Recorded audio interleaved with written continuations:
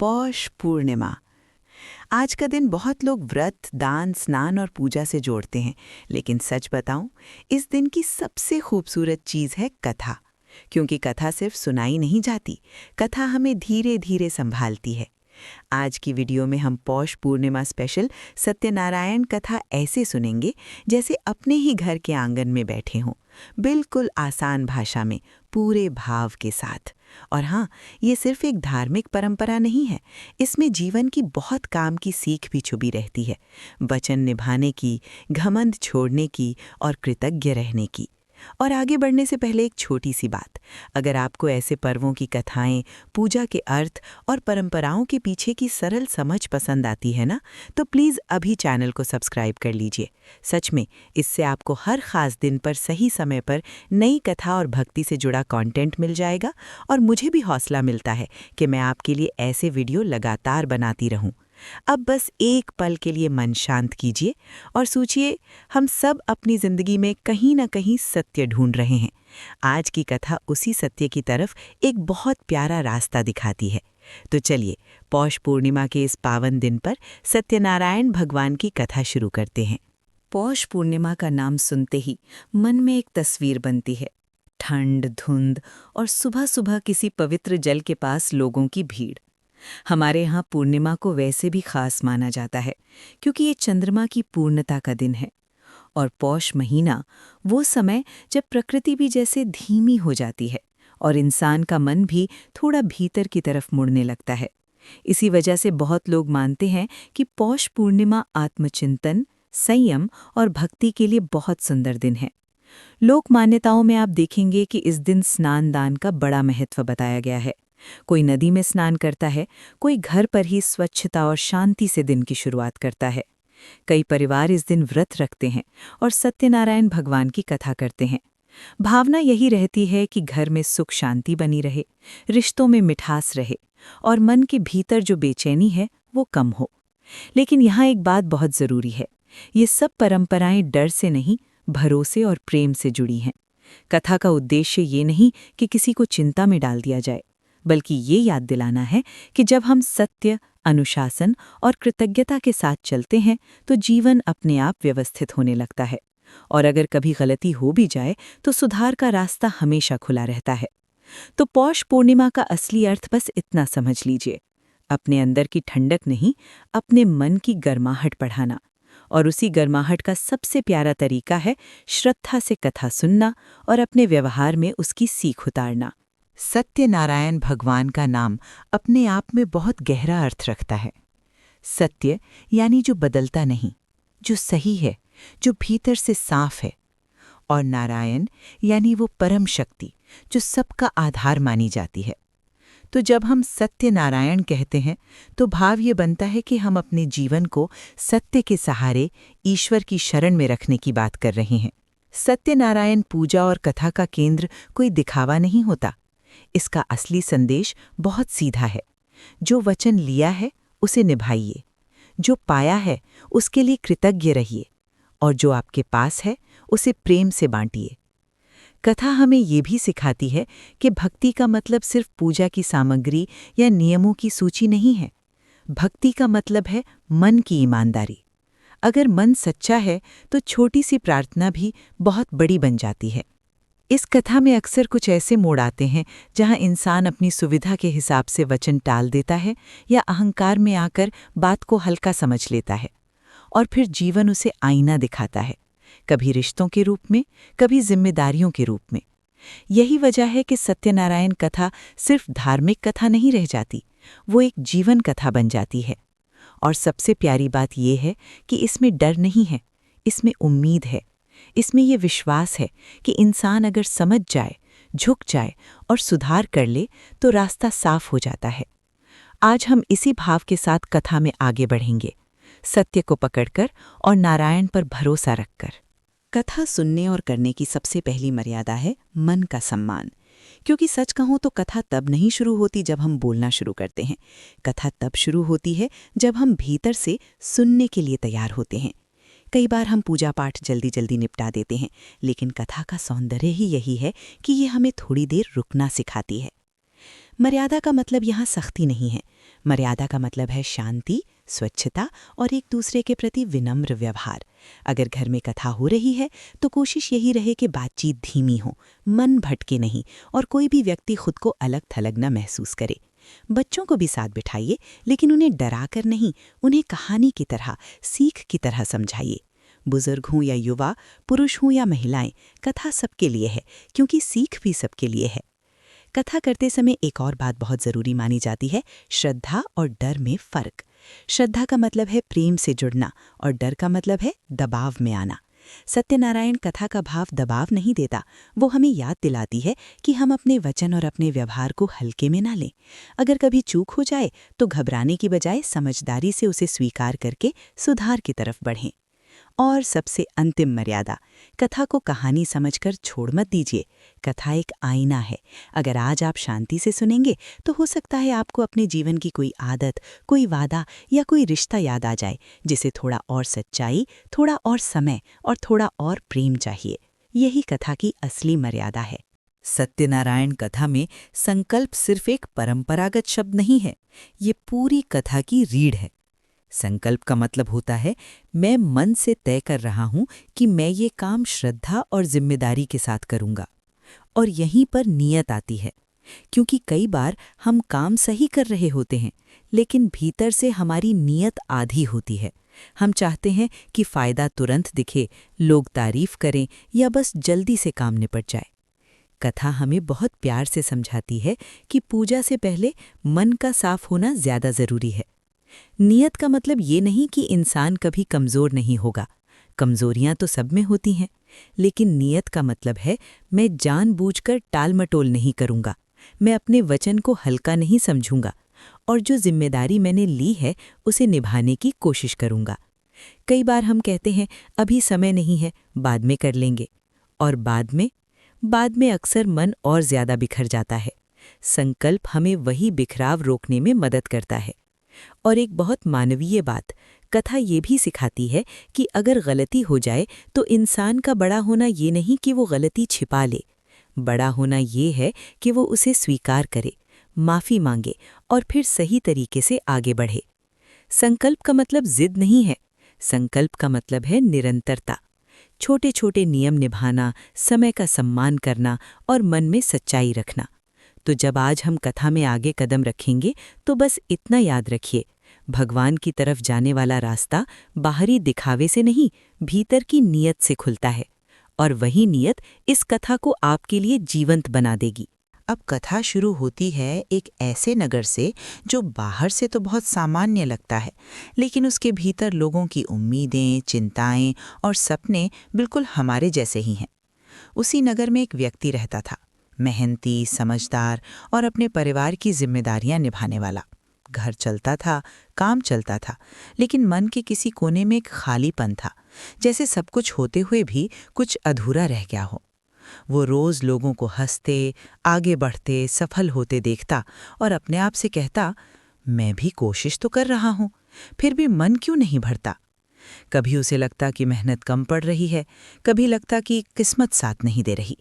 लेकिन सच ये था कि उसके भीतर शांति की कमी थी।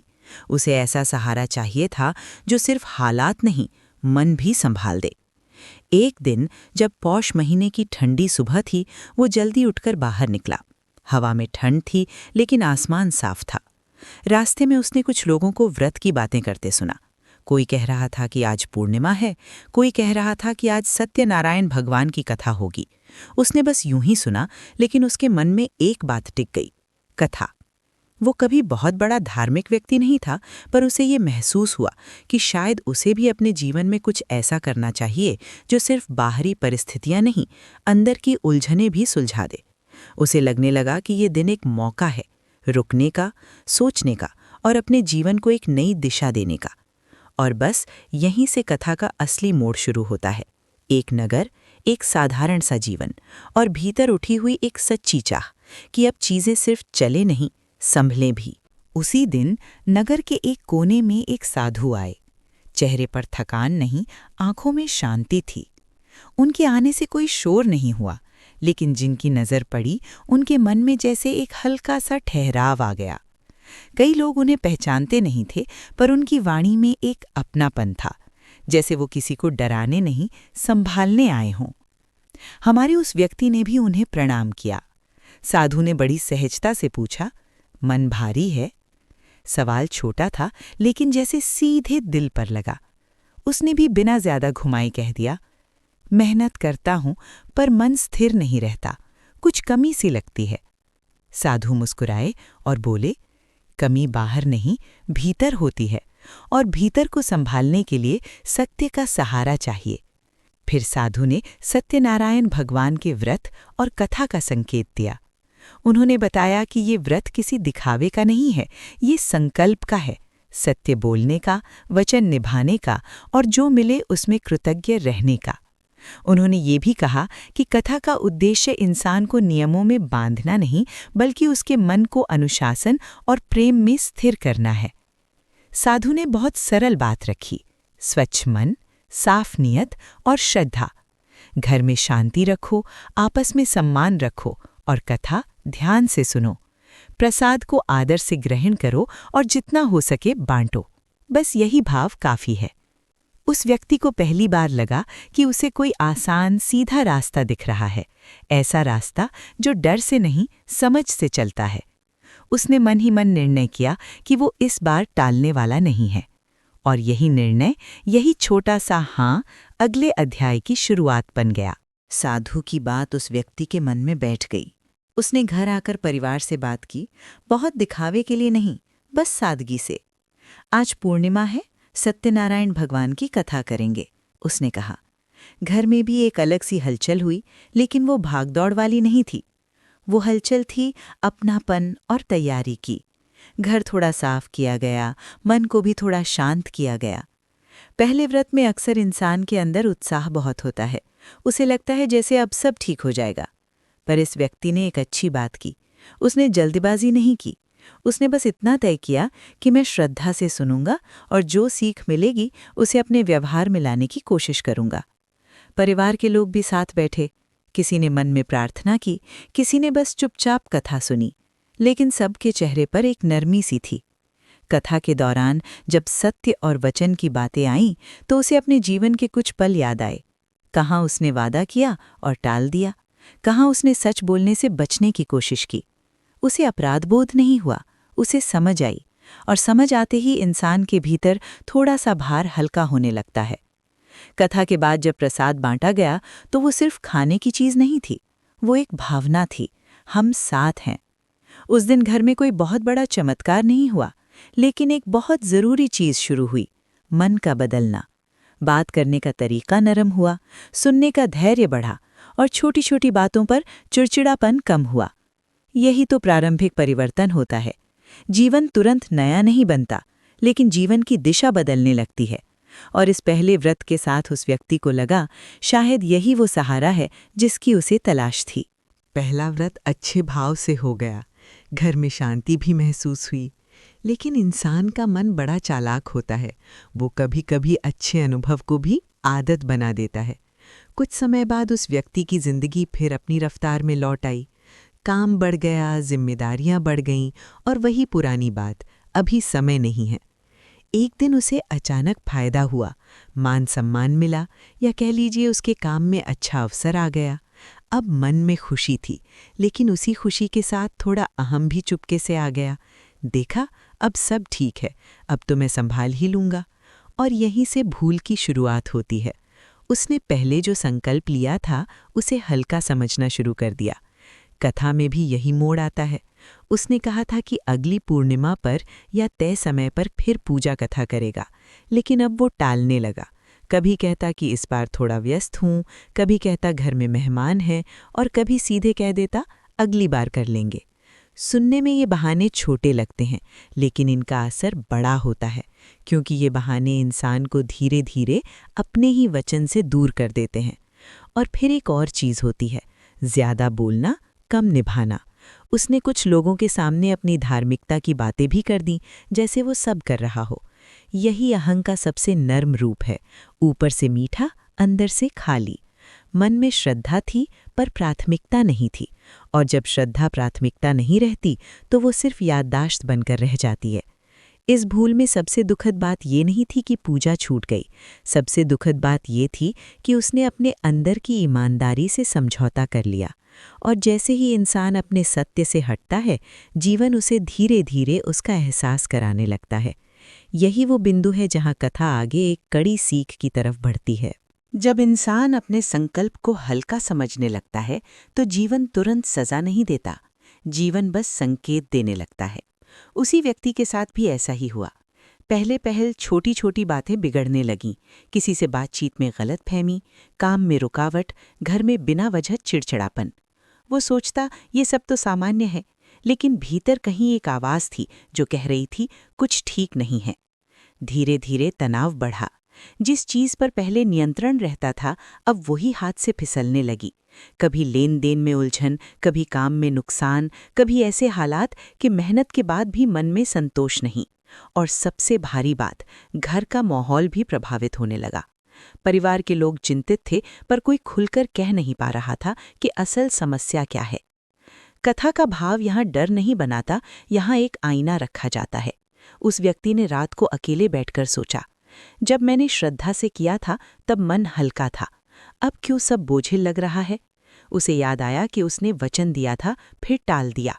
उसने दिखावे में बातें की पर अंदर की नीयत कमजोर पड़ गई। उसे ये भी समझ आया कि ईश्वर को भूलने से ज्यादा बड़ी भूल होती है अपने शब्दों की कीमत भूल जाना। यहीं से आत्ममंथन शुरू होता है। वो पहली बार बहानों के पीछे नहीं छिपा। उसने खुद से साफ साफ कहा, गलती हुई है। और जैसे ही इंसान अपनी गलती स्वीकार करता है, आधी समस्या वहीं हल्की हो जाती है। उसे लगा कि अब शिकायत करने का नहीं, सुधार करने का समय है। कथा यहीं पर हमें एक बहुत ज़रूरी सीख देती है। गिरना पाप नहीं, गिरकर भी न संभलना दुख है। और संभलने का पहला कदम है सच्चाई से खुद को देख लेना। उस तनाव भरे समय में जैसे किस्मत ने नहीं, समझ ने उसका हाथ पकड़ लिया। एक दिन वही साधु या कोई बुजुर्ग, कोई शुभ चिंतक उसकी जिंदगी में फिर से आया। किसी ने बस इतना कह दिया, समस्या बाहर ढूंढ रहे हो, भीतर भी देखो। बात छोटी थी लेकिन उसके अंदर जैसे कुछ जाग गया। उसे अपनी वही पूर्णिमा, वही कथा और वो लिया हुआ संकल्प याद आ गया जिसे उसने टाल दिया था। उसने महसूस किया कि सत्यनारायण भगवान की कथा उसे डराने नहीं आई थी, कथा तो उसे संभालने आई थी। और अब भी दरवाज़ा बंद नहीं था। यही तो इस कथा की सबसे बड़ी दया है, सुधार का मौका। अगर इंसान ईमानदारी से स्वीकार कर ले कि हाँ, मुझसे चूक हुई, तो आगे का रास्ता साफ होने लगता है। उस दिन उसने कोई बड़ा दिखावा नहीं किया। उसने सबसे पहले अपने मन के सामने हाथ जोड़ दिए। मन ही मन कहा, मैंने वचन को हल्का समझा, मुझे समझ नहीं थी, अब मैं सुधार करना चाहता हूँ। फिर उसने परिवार से बात की, बहुत नम्रता से। जहाँ ज़रूरत थी वहाँ माफ़ी मांगी। और सबसे ज़रूरी बात, उसने बहाने बंद किए, क्योंकि बहाने आदमी को बचाते नहीं, बहाने आदमी को और उलझाते हैं। उसने तय किया कि अब कथा सिर्फ करनी नहीं है, कथा जीनी है। मतलब सत्य बोलना, ज़रूरत से ज़्यादा आह न रखना और अपने शब्दों पर टिकना। उसने अपने जीवन के छोटे छोटे कामों में भी संकल्प लागू किया, समय पर काम, सही बात और रिश्तों में सम्मान। और जब नीयत बदलती है ना, तो हालात बदलने में भी देर नहीं लगती। ज़रूरी नहीं कि सब कुछ एक ही दिन में ठीक हो जाए, लेकिन दिशा ठीक हो जाती है। यही सुधार का मौका है, जहाँ इंसान फिर से उठता है और इस बार पहले से ज़्यादा समझदारी के साथ चलता है। अब उसने दूसरा प्रयास किया, लेकिन इस बार उसका उत्साह अलग था। पहले वाला उत्साह कुछ मिल जाए जैसा था और अब वाला उत्साह कुछ बन जाए जैसा था। उसने घर में फिर से कथा रखने की बात की, पर बहुत शांत तरीके से। कोई प्रदर्शन नहीं, कोई शोर नहीं, बस एक साफ नियत, मैं अपना वचन निभाऊंगा। उसने तैयारी भी उसी भाव से की। घर की साफ सफाई के साथ साथ अपने व्यवहार की भी सफाई। जिनसे कड़वाहट हो गई थी उनसे धीरे धीरे बात की। जहां गलती थी वहां लेकिन लगाकर सफाई नहीं दी, बस स्वीकार किया। परिवार ने भी उसकी बदली हुई गंभीरता महसूस की। इस बार सब लोग जैसे सच में साथ बैठे, सिर्फ परंपरा निभाने नहीं, मन जोड़ने के लिए। कथा शुरू हुई तो उसने ध्यान से सुना, हर बात को अपने जीवन से जोड़कर देखा। सत्य उसे अब सिर्फ शब्द नहीं लगा, सत्य उसे एक अभ्यास लगा। संकल्प उसे अब रस्म नहीं लगा, संकल्प उसे जिम्मेदारी लगा। और प्रसाद उसे अब सिर्फ स्वाद नहीं लगा, प्रसाद उसे साझेदारी लगा, जिसमें घर के हर सदस्य की बराबर हिस्सेदारी है। कथा के बाद उसने प्रसाद सभी को आदर से दिया और अपने सामर्थ्य के अनुसार बांटने का भाव रखा। किसी ज़रूरतमंद की मदद की, किसी का मान रखा, किसी की बात ध्यान से सुनी। ये छोटे काम बाहर से छोटे दिखते हैं, लेकिन अंदर से बहुत बड़े होते हैं, क्योंकि यहीं से इंसान का मन स्थिर होता है। और यही इस दूसरे प्रयास की खूबसूरती थी। इस बार उसने भगवान से सब बदल दो नहीं कहा, उसने कहा मुझे बदल दो ताकि मैं सब संभाल सकूं। जब इंसान अपनी जिम्मेदारी स्वीकार कर लेता है तो जीवन भी उसे संभालने लगता है। कथा का यही भाव उसे अंदर से मजबूत कर रहा था, धीरे, सच्चाई से और स्थिरता के साथ। सत्यनारायण कथा में प्रसाद और दान को बहुत सम्मान के साथ देखा जाता है, लेकिन इनका मतलब केवल देना नहीं होता। इनका मतलब होता है अपने भीतर की संकीर्णता को थोड़ा सा खोल देना। प्रसाद का सबसे सुंदर संदेश यही है कि जो भी अच्छा मिले उसे अकेले मत पकड़ो, उसे बांटो, क्योंकि बांटने से चीजें कम नहीं होती, मन बड़ा होता है। प्रसाद एक तरह से हमें याद दिलाता है कि जीवन में मिठास सिर्फ स्वाद से नहीं आती, मिठास व्यवहार से आती है। जब हम घर में सबको बराबर सम्मान देते हैं, जब हम किसी को छोटा नहीं समझते, जब हम अपने शब्दों में नरमी रखते हैं, तब भी प्रसाद जैसा भाव बनता है। इसलिए कथा के बाद प्रसाद ग्रहण करना सिर्फ परंपरा नहीं, एक सीख है कि हम अपने मन में भी मिठास रखें। और दान का संदेश बहुत स्पष्ट है। दान अहंकार के लिए नहीं होता। दान का अर्थ है मदद, सहारा और संवेदना। अपनी क्षमता के अनुसार किसी ज़रूरतमंद का काम आ जाना, किसी भूखे को भोजन दे देना, किसी परेशान को थोड़ा भरोसा दे देना, यही दान का असली रूप है। और दान सिर्फ पैसे से नहीं होता, दान समय का भी होता है, ध्यान का भी होता है, सम्मान का भी होता है। कथा हमें ये भी सिखाती है कि जब हम कुछ बांटते हैं तो हम ऊपर नहीं होते, हम साथ होते हैं। यही विनम्रता भक्तिभाव को सुंदर बनाती है। पौष पूर्णिमा के दिन प्रसाद और दान का संदेश बस इतना है, जो मिला है उसमें कृतज्ञ रहो और जो दे सकते हो उसे प्रेम से दो। यही भाव जीवन को हल्का और रिश्तों को गहरा बना देता है। सत्यनारायण कथा की खूबसूरती ये है कि इसमें सीख एक ही रहती है, लेकिन घटनाएं अलग अलग रूप में आती हैं, ताकि हर इंसान खुद को किसी न किसी पात्र में पहचान सके। जैसे एक प्रसंग में एक व्यक्ति वचन लेता है, पर बाद में सोचता है अभी समय नहीं है, अभी पैसा लगाना है, अभी काम ज़्यादा है, और यही अभी धीरे धीरे आदत बन जाता है। सीख साफ है, जो बात आपने दिल से कही है उसे निभाने का समय भी दिल से निकालना पड़ता है। एक दूसरा प्रसंग अहंकार का हो सकता है। कोई व्यक्ति पूजा करता है, अच्छा भी महसूस करता है, लेकिन फिर वही बात, मैंने किया है इसलिए मैं बेहतर हूँ। अब ध्यान भक्ति से हटकर तुलना पर चला जाता है। कथा यहाँ बड़े प्यार से बताती है कि भक्ति का मतलब खुद को बड़ा मानना नहीं, भक्ति का मतलब खुद को बेहतर बनाना है। अहंकार जितना बढ़ता है उतना मन भारी होता है, और मन भारी हो जाए तो पूजा भी बोझ लगने लगती है। फिर एक तीसरा प्रसंग गलतफहमी का भी आता है, जहाँ घर में या रिश्तों में छोटी सी बात बड़ी बन जाती है। कोई किसी की बात को गलत समझ लेता है, मन में कड़वाहट रख लेता है, और फिर वही कड़वाहट निर्णयों को प्रभावित करती है। कथा की सीख यहाँ ये है कि सत्य सिर्फ बोलने में नहीं, सुनने में भी होता है। जो बात समझ ना आए उसे साफ कर लो, मन में गांठ रखोगे तो प्रसाद भी मीठा नहीं लगेगा। इन अलग अलग प्रसंगों से कथा का निष्कर्ष एक ही निकलता है, सत्य, संकल्प और विनम्रता, वचन निभाना, अहंकार से बचना और रिश्तों में साफ दिल रखना। यही वजह है कि कथा हर बार नई लगती है, क्योंकि पात्र बदलते हैं लेकिन इंसानी स्वभाव वही रहता है, और इसी स्वभाव को सुंदर बनाना ही इस कथा का असली उद्देश्य है। आज के समय में हमारी जिंदगी बहुत तेज हो गई है। काम, जिम्मेदारियां, फ़ोन की नोटिफिकेशन और हर वक्त कुछ ना कुछ चलता रहता है। ऐसे में सबसे ज़्यादा नुकसान किसका होता है?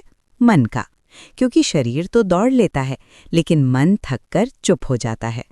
सत्यनारायण कथा जैसी परंपराएं हमें वही ठहराव देती हैं जहां हम थोड़ी देर रुककर खुद को सुन पाते हैं। कथा आज इसलिए भी ज़रूरी है क्योंकि ये हमें बहुत बुनियादी बातें याद दिलाती है जो हम अक्सर भूल जाते हैं। वचन की कीमत, रिश्तों का सम्मान और कृतज्ञता की ताकत। हम कई बार अपने शब्दों को हल्का बोल देते हैं, हाँ कर लेंगे, देख लेंगे, कल कर देंगे, लेकिन यही आदतें बाद में तनाव बनती हैं। कथा हमें सिखाती है कि सच बोलना सिर्फ ईमानदारी नहीं, एक तरह की मानसिक सफाई भी है। और देखिए, कथा का प्रभाव किसी जादू की तरह समझना सही नहीं होगा। ये कोई गारंटी नहीं है कि बस कथा सुनते ही सब कुछ अपने आप बदल जाएगा। लेकिन हाँ, ये ज़रूर है कि कथा हमें बदलने की दिशा दिखाती है। जब दिशा सही हो जाती है तो फैसले बेहतर होते हैं, व्यवहार नर्म होता है और घर का माहौल अपने आप सुधरने लगता है। कथा एक और चीज़ देती है, साथ बैठने का मौका। आज हम एक ही घर में रहकर भी अलग अलग दुनिया में जीने लगे हैं। कथा के बहाने परिवार साथ बैठता है, सुनता है और एक साझा भाव में जुड़ता है। यही जुड़ाव आज की सबसे बड़ी ज़रूरत है। तो आज के समय में कथा ज़रूरी इसलिए है क्योंकि ये हमें हमारे सत्य से जोड़ती है, और जब इंसान अपने सत्य से जुड़ता है तो वो बाहरी शोर में भी भीतर से शांत रहना सीख जाता है। सत्यनारायण पूजा विधि का सबसे सरल सार यही है कि इसे भारी भरकम बनाइए नहीं, इसे भाव से कीजिए। सबसे पहले स्वच्छता, घर में और मन में। बहुत लोग स्नान करके, साफ कपड़े पहनकर और पूजा की जगह को सादा तरीके से व्यवस्थित करके शुरुआत करते हैं। उद्देश्य बस इतना है कि वातावरण शांत रहे और ध्यान भटके नहीं। फिर आता है संकल्प, यानी मन में ये तय करना कि मैं श्रद्धा से कथा सुनूंगा और जो सीख मिलेगी उसे अपने व्यवहार में उतारने की कोशिश करूंगा। इसके बाद भगवान का स्मरण और फिर कथा का श्रवण। कथा सुनते समय कोशिश कीजिए कि बीच बीच में बातों से ध्यान न टूटे। अगर घर में बच्चे हों तो उन्हें भी साथ बिठाइए, लेकिन उनकी उम्र के हिसाब से सरल शब्दों में अर्थ समझाते रहिए। पूजा में प्रसाद का भी महत्व है। सामान्य रूप से लोग अपनी परंपरा और सुविधा के अनुसार प्रसाद बनाते हैं और फिर उसे आदर के साथ भगवान को अर्पित करके सब में बांटते हैं। यहाँ भाव मुख्य है, प्रसाद को प्रेम से ग्रहण करना और प्रेम से बांटना। साथ ही जितनी क्षमता हो उतना दान या सेवा का भाव रखा जाता है। दान का मतलब सिर्फ वस्तु देना नहीं, किसी की ज़रूरत समझकर मदद करना भी है। और अंत में आरती और प्रार्थना, जहां आप अपने शब्दों में भी धन्यवाद कह सकते हैं। सबसे ज़रूरी बात यह है कि पूजा विधि का लक्ष्य डर नहीं है, लक्ष्य है शांति, अनुशासन और कृतज्ञता। इसलिए अपने घर की परंपरा, स्वास्थ्य और परिस्थिति के अनुसार सरल तरीके से कीजिए।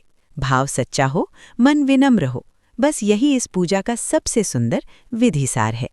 पौष पूर्णिमा पर बहुत लोग व्रत रखते हैं और व्रत का मूल उद्देश्य केवल खाना छोड़ देना नहीं होता।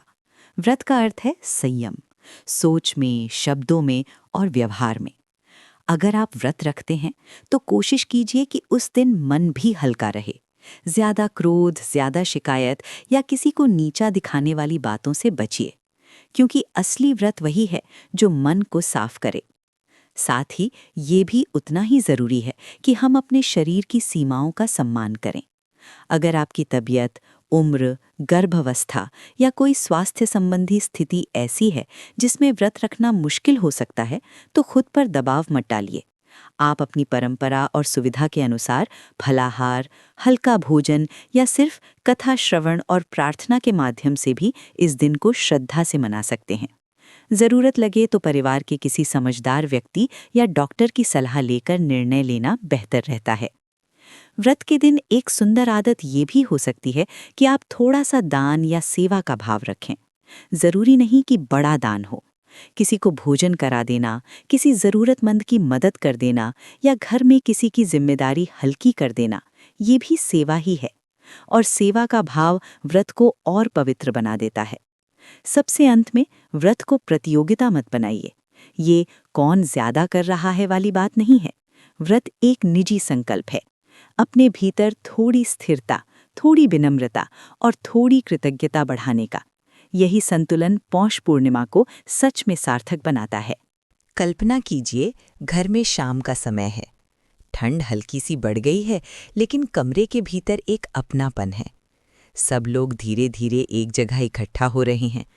कोई दादी माँ अपनी शॉल ठीक कर रही हैं, कोई पापा काम से थोड़ा जल्दी लौट आए हैं, कोई मम्मी आखिरी छोटे छोटे काम निपटा रही हैं, और बच्चे उत्सुक हैं कि आज कहानी क्या होगी। इस माहौल में सबसे प्यारी बात ये नहीं कि सब परफेक्ट है, सबसे प्यारी बात ये है कि सब साथ हैं। कथा शुरू होती है और आवाज़ में एक ठहराव आता है। कोई बीच में टोकता नहीं, कोई जल्दी नहीं करता। बच्चे जब कोई बात नहीं समझते तो धीरे से पूछा जाता है और उन्हें प्यार से बताया जाता है।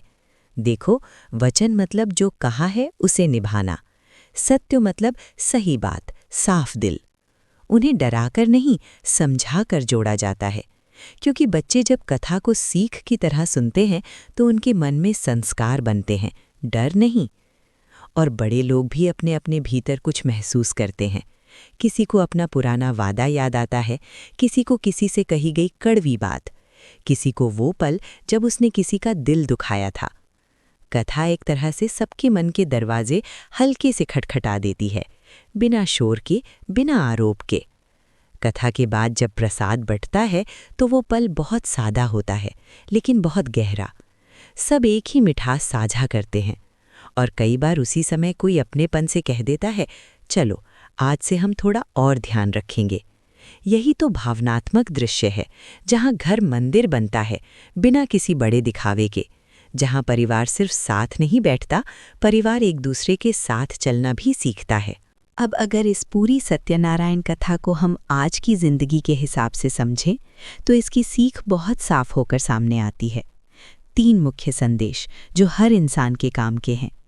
पहला संदेश है सत्य। सत्य सिर्फ इतना नहीं कि झूठ मत बोलो। सत्य का मतलब है अपने भीतर भी ईमानदार रहना। जो आप महसूस करते हैं, जो आप चाहते हैं और जो आप निभा सकते हैं, उन तीनों में तालमेल रखना। कई बार हम बाहर से सही दिखने की कोशिश में अंदर से उलझ जाते हैं। कथा कहती है, साफ रहो, जहाँ गलती हो वहाँ स्वीकार करो। सत्य मन को हल्का करता है। दूसरा संदेश है संकल्प। संकल्प यानी वचन की कीमत। हम रोज़ छोटे छोटे वादे करते हैं, समय पर आने का, काम पूरा करने का, किसी की मदद करने का, घर में समय देने का, और फिर उन्हें टाल देते हैं।